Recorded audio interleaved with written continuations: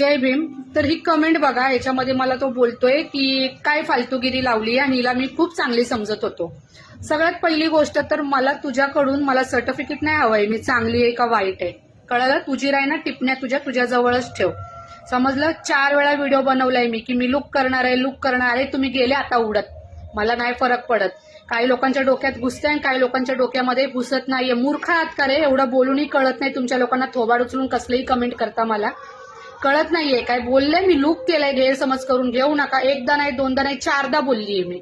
4दा video टाकलेले आहेत मी, तरी कळत नाहीये. एक कलाकाराच्या नजरेने बघा ना, एक आर्टच्या नजरेने बघा ना व्हिडिओकडे. मूर्ख कुठले उठसूट काय पण कमेंट करता. हा, आणि शेवटी काय बोलला तू? जय शिवराय. जय शिवराय.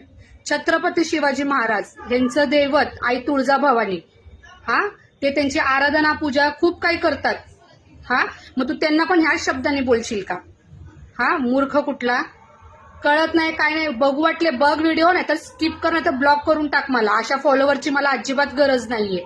कळालं? जे मनापासून समजतात ना मला ते त्यांची गरज आहे. मला या अशा फालतू लोकांची गरज नाही मला. बघू वाटलं बघा व्हिडिओ, आता स्किप करून टाका. सीधा ब्लॉक करून टाका मला.